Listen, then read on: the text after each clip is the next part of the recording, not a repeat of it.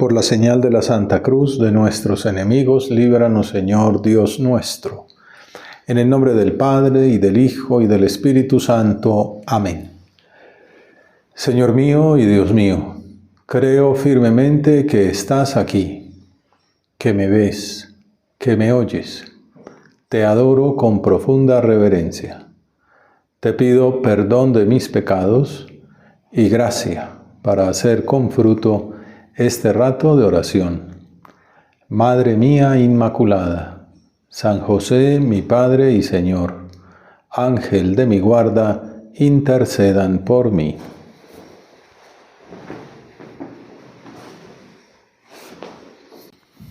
Los Hechos de los Apóstoles comienzan con el momento cuando Jesús se despide de los suyos. Reunidos a la mesa, les ordena que no se alejen de Jerusalén, sino que aguarden al Espíritu Santo. Con toda sencillez, San Lucas narra que, dicho esto, a la vista de ellos fue elevado al cielo, hasta que una nube se lo quitó de la vista. Cuando miraban fijos al cielo, mientras él se iba marchando, se les presentaron dos hombres vestidos de blanco que les dijeron: Galileos, ¿qué hacen ahí plantados mirando al cielo? El mismo Jesús que ha sido tomado de entre ustedes y llevado al cielo, volverá como lo han visto marcharse al cielo. Ascensión del Señor a los cielos, 40 días después de la Pascua. San José María escribió en 1972 una homilía con ese título precisamente, La Ascensión del Señor a los cielos, que está publicada en Es Cristo que pasa.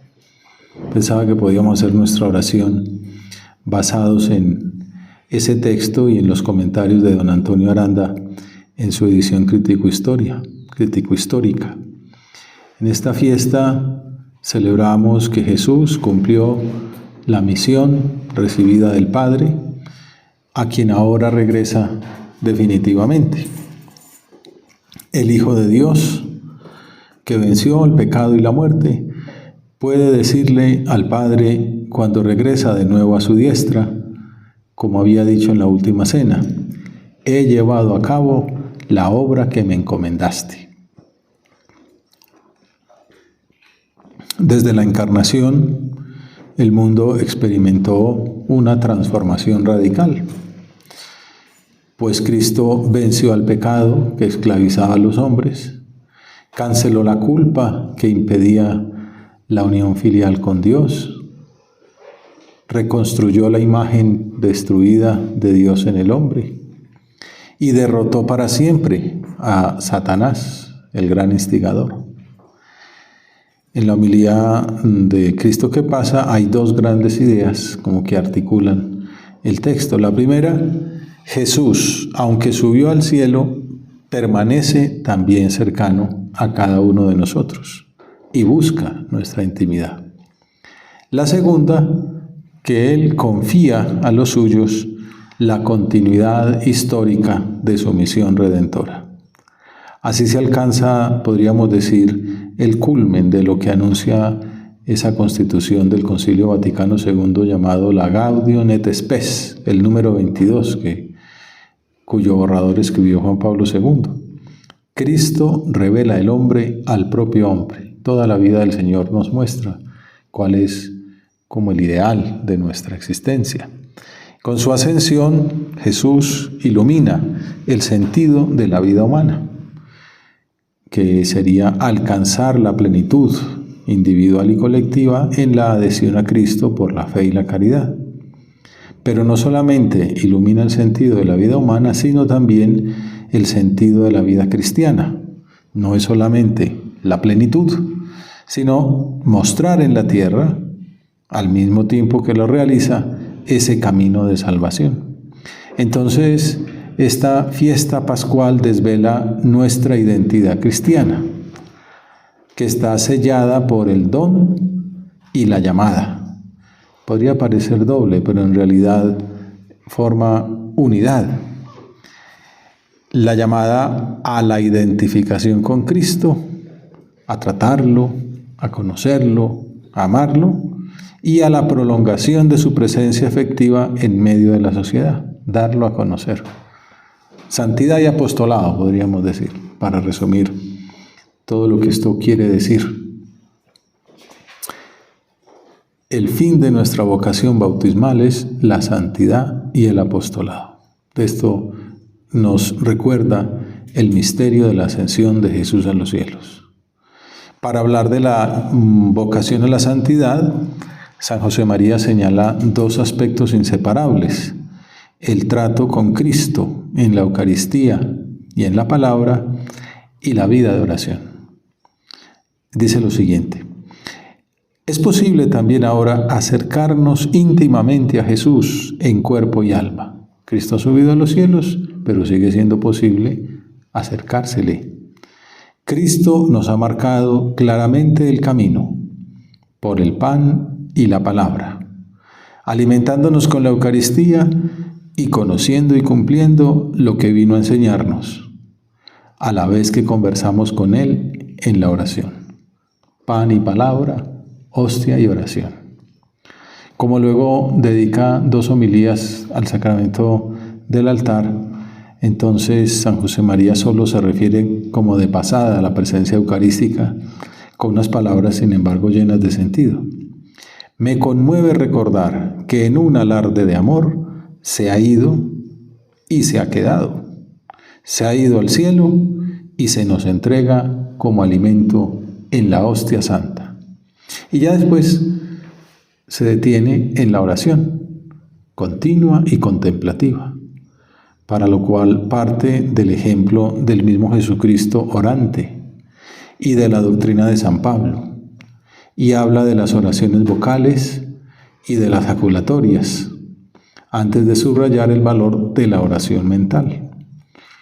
Todo un camino, todo un itinerario de diálogo con el Señor, a toda hora y en todas las circunstancias, con oraciones vocales, con jaculatorias, pero también, de acuerdo con el carisma recibido del Señor, menciona la oración mental de esta manera: diálogo con Dios.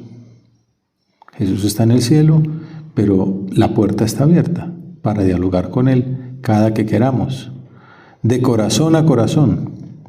Un diálogo en el que interviene toda el alma, la inteligencia y la imaginación, la memoria y la voluntad. Una meditación que contribuye a dar valor sobrenatural a nuestra vida diaria corriente, llamada universal a la oración. Este camino de oración contemplativa, continua, no es para unas almas selectas, alejadas del mundo, en la vida eremítica, en lo alto de una montaña, encerrada en un convento. No, en nuestra vida diaria corriente, como los mayores santos, estamos llamados nosotros a este diálogo con Dios de corazón a corazón, para dar valor sobrenatural precisamente al recorrido diario en medio de la calle, del bel mezzo de la estrada, le gustaba decir, ¿no? La mitad de la calle. Esta enseñanza se remonta, como sabemos, a los comienzos de su misión apostólica, como consta en uno de sus primeros escritos, una instrucción del año 34, escribe: para cumplir esta voluntad de nuestro Rey Cristo, de poner como el mundo a los pies del Señor, es menester que tengáis mucha vida interior, que seáis almas de Eucaristía, viriles y almas de oración. Lo que decía en el 34 lo repite en el 72. El cardenal Ratzinger advirtió que en esta vida de oración continua y contemplativa se hallaba uno de los puntos claves de la santidad de José María Escrivá. Se conserva un texto suyo que publicó el día de la canonización, el 6 de octubre del 2002, en el Observatorio Romano. De hecho, entiendo que pasó a formar parte de las obras completas, y allí se refiere al fundador de la obra, diciendo que la palabra y toda la realidad que llamamos Opus Dei está profundamente ensamblada con la vida interior del fundador. Tanto que cuando se estudia históricamente se ve que la vida de San José María pues se identifica con la vida del Opus Dei. Pues no solamente lo externo, dice Ratzinger, sino también lo interno. La realidad, la palabra, está profundamente ensamblada con la vida interior del fundador, que aún procurando ser muy discreto en este punto, da a entender que permanecía en diálogo constante, en contacto real con aquel que nos creó y obra por nosotros y con nosotros. Diálogo constante, contacto real. De Moisés se dice en el libro del Éxodo que Dios hablaba con él cara a cara como un amigo habla con un amigo. Un señor piropo que al mismo tiempo es una llamada, un modelo, una invitación a seguir ese camino. Dice Ratzinger, me parece que si bien el velo de la discreción esconde algunas pequeñas señales, hay fundamento suficiente para aplicar muy bien a José María Escrivá eso de hablar como un amigo habla a un amigo con Dios, que abre las puertas del mundo para que Dios se pueda hacer presente, obrar y transformarlo todo. Bueno, es como siempre en Ratzinger una visión muy profunda que había estudiado a fondo los textos de San José María, el proceso de canonización. Se había quedado impresionadísimo con una anécdota de una chica que tenía una cita con él, que quería hablar con él, había de hablar pues de su santidad. Entonces le dijo que se podía ver después de misa, en el confesionario, en una iglesia concreta. Entonces ella llegó temprano y lo vio celebrando misa. Y dice que al verlo celebrar, ya con solo verlo celebrar, quedaron resueltas sus dudas, pues como que había visto a Cristo en aquella santidad que traslucía la celebración eucarística. Y eso a Ratzinger le impresionó, lo mencionó en una conferencia sobre la Presbyterorum Ordine, sobre el documento vaticano referido a los sacerdotes, poniéndolo como ejemplo del sacerdote, que un sacerdote bien unido a Cristo, que celebra como fruto de su vida de oración, pues impersonando verdaderamente a Jesús, pues es la mejor manera, el mejor testimonio que hay de vida sacerdotal. Bueno, San Mateo cierra su evangelio de la ascensión de Jesús a los cielos con la misión que Cristo confía a los suyos antes de subir al cielo. Se me ha dado todo poder en el cielo y en la tierra.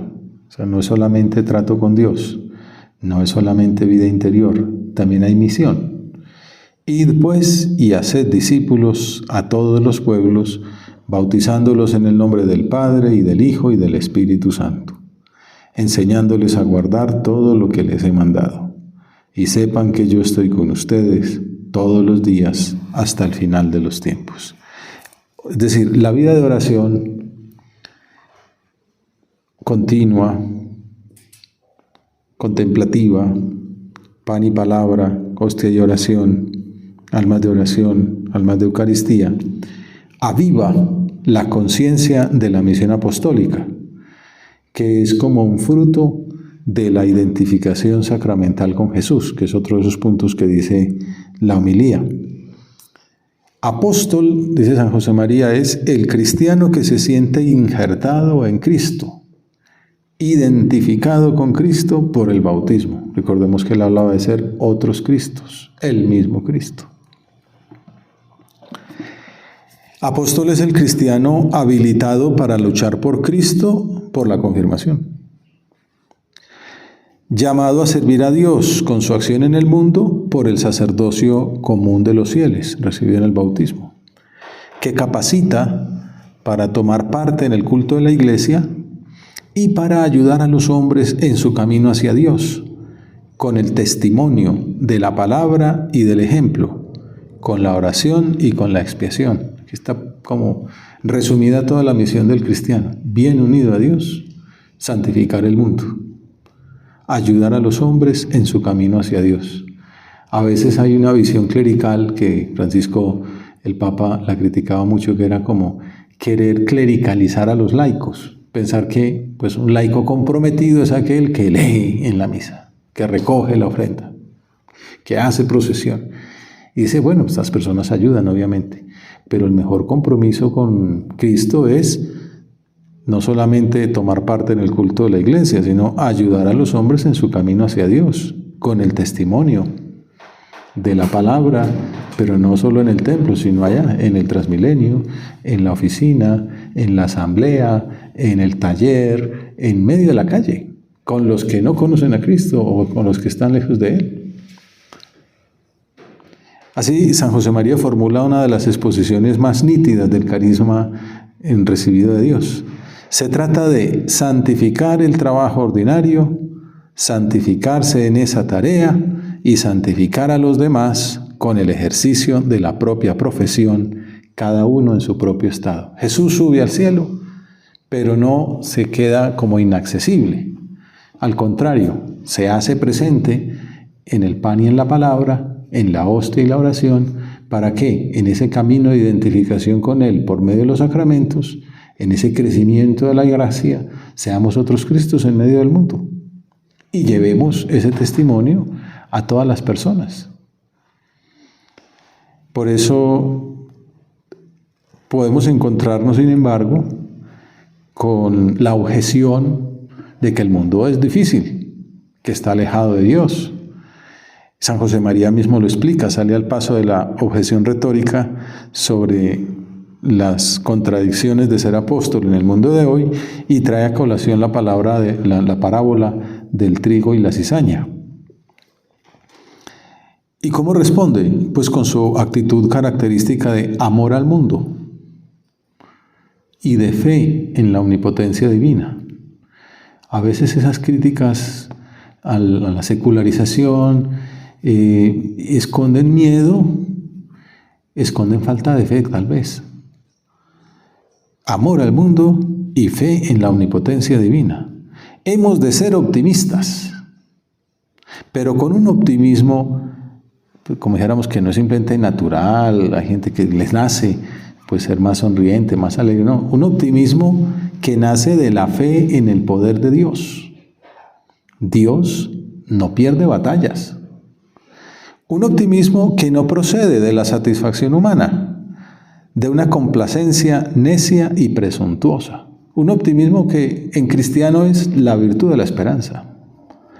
Amo al mundo porque Dios lo ha creado. Amo la cultura, amo la naturaleza, amo la sociedad, porque viene de Dios, porque está llamada por Dios y porque Dios quiere contar conmigo como su apóstol.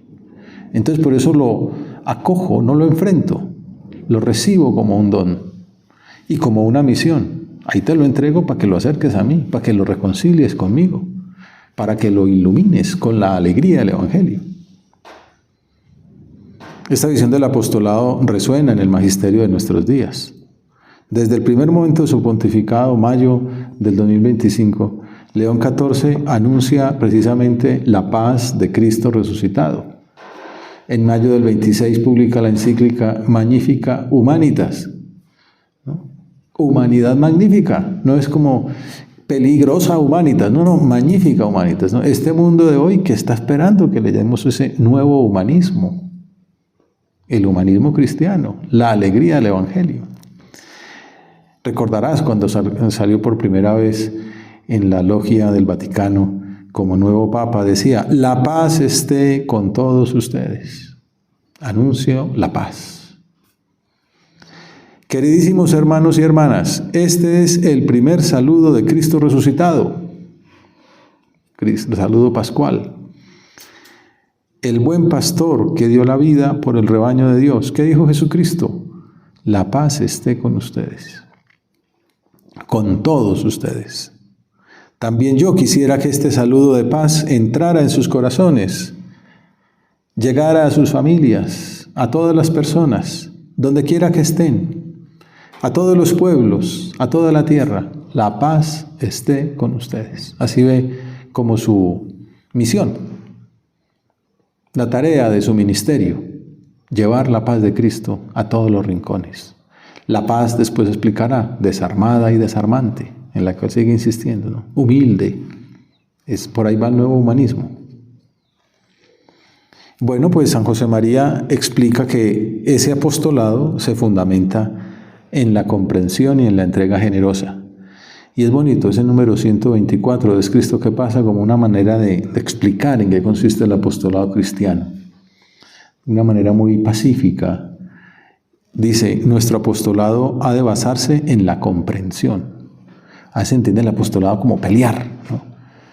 Como que Jesús se hubiera resucitado y dice, vea, aquí estoy, resucité a pesar de que ustedes me mataron. No, la paz esté con ustedes. Para esto morí, para traerles la paz, ¿no?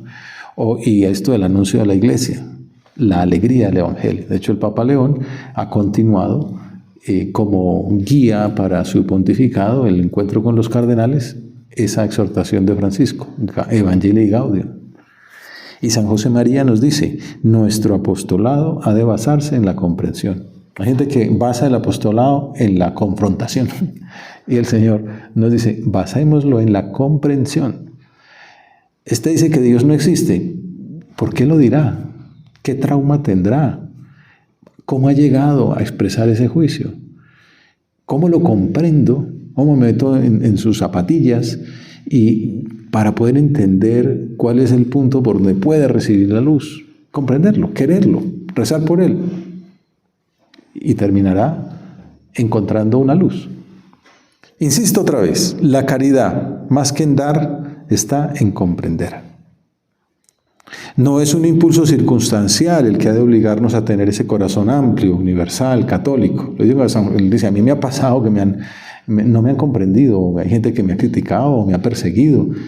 Y dice, bueno, eso es muy maluco, entonces, pero no es por eso, no es porque a mí me han perseguido, pues no debo perseguir. No es un impulso circunstancial.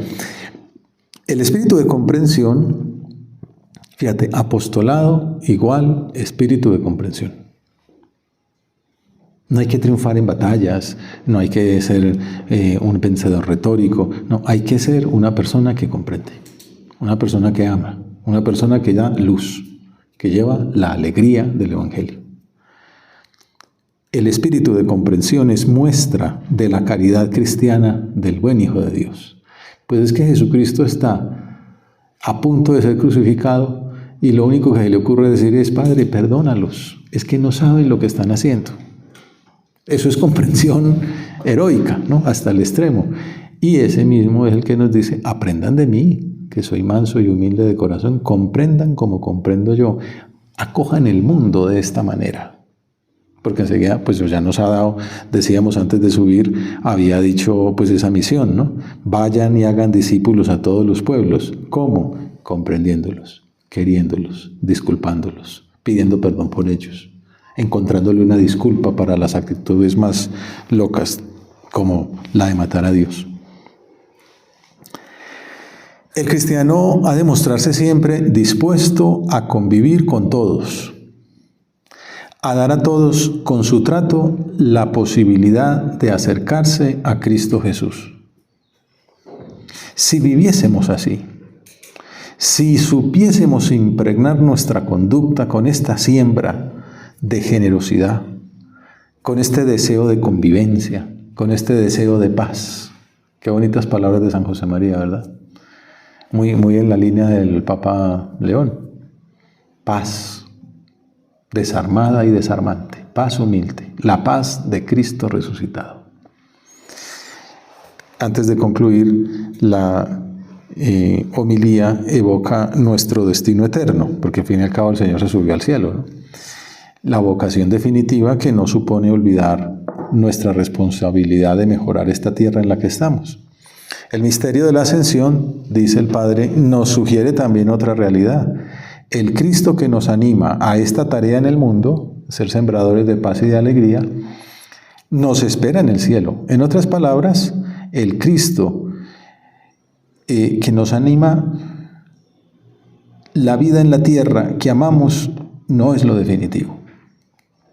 Es pues una invitación a que vivamos la virtud de la esperanza, la cual garantiza que la contemplación de las realidades sobrenaturales, la acción de la gracia en nuestras almas, el amor al prójimo, como fruto sabroso del amor a Dios, suponen ya un anticipo del cielo. Esa es una de las mejores definiciones de la virtud de la esperanza, anticipo, ¿no?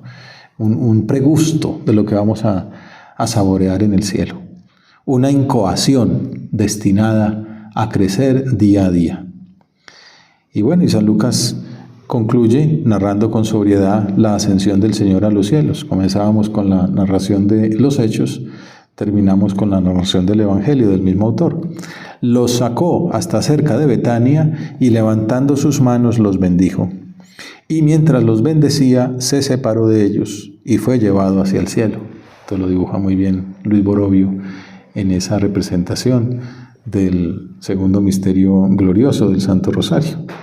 Ellos se postraron ante él y se volvieron a Jerusalén con gran alegría y estaban siempre en el templo bendiciendo a Dios. Precisamente el libro de Santo Rosario, que estoy leyendo mucho últimamente como preparación del centenario, cierra la contemplación de este misterio con una nota de, podríamos llamar, serena melancolía, compatible con la alegría, se volvieron con gran alegría, por el triunfo de Cristo. En la línea de San Juan de Ávila y de Romano el Cantor, San José María habla de alegría de que Dios suba al cielo, pero al mismo tiempo melancolía de que se vaya.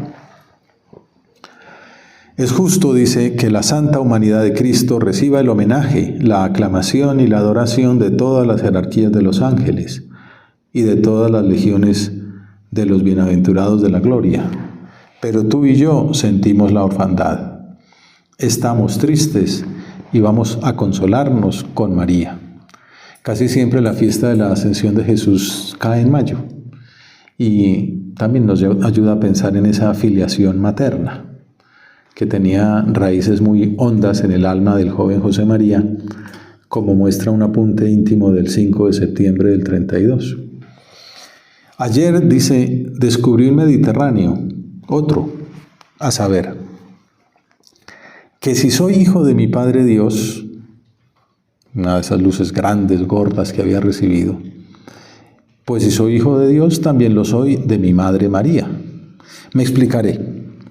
Por María fui a Jesús, y siempre la he tenido por mi madre, aunque yo haya sido un mal hijo. Desde ahora seré bueno. Se lo debemos diciendo nosotros también al Señor en nuestra oración. Pero ese concepto de mi filiación materna lo vi con una luz más clara y con un sabor distinto lo sentí ayer, es decir, el 4 de septiembre del 32. Por eso, durante la Sagrada Comunión de mi misa, le dije a la Señora, mi madre, ponme un traje nuevo. Se lo pedimos nosotros también ahora. Era muy justa mi petición, porque celebraba una fiesta suya. Una pequeña investigación que hice yo, pienso que puede ser la fiesta de Nuestra Señora de la Consolación, una fiesta de hecho muy agustina. Una semana después apuntaría la frase que pasaría a ser el número 495 de Camino. A Jesús siempre se va y se vuelve por María. Con traje nuevo, podríamos agregar. Es una enseñanza frecuente en sus escritos. En Camino también dirá, todos los pecados de tu vida parece como si se pusieran de pie. No desconfíes. Por el contrario, llama a tu Madre Santa María con fe y abandono de niño. Ella traerá el sosiego a tu alma. Esto es de diciembre del 33. Bueno, María como clave para poder entrar en ese camino al cielo que nos marca Jesús. Y este último, inspirado en el guión de una meditación que predicaría en la legación de Honduras el 15 de agosto del 37. Madre, llámala fuerte, fuerte, te escucha, te ve en peligro quizá, y te brinda tu Madre Santa María con la gracia de su Hijo, el consuelo de su regazo, la ternura de sus caricias, y te encontrarás reconfortado para la nueva lucha. Por eso, la homilía del 72 de Cristo que pasa sobre la ascensión del Señor a los cielos concluye con estas palabras. Si a pesar de todo, de la gran alegría que supone que Cristo suba a los cielos y sea pues recibido por el Padre y alabado por todos los santos y los ángeles, si a pesar de todo la subida de Jesús a los cielos nos deja en el alma un amargo regusto de tristeza, acudamos a su Madre como hicieron los apóstoles. Y cita los Hechos de los Apóstoles. Entonces se volvieron a Jerusalén y perseveraban unánimes en la oración, junto con María, la Madre de Jesús. Te doy gracias, Dios mío, por los buenos propósitos, afectos e inspiraciones que me has comunicado en esta meditación. Te pido ayuda para ponerlos por obra. Madre mía Inmaculada, San José, mi Padre y Señor, Ángel de mi guarda, intercedan por mí.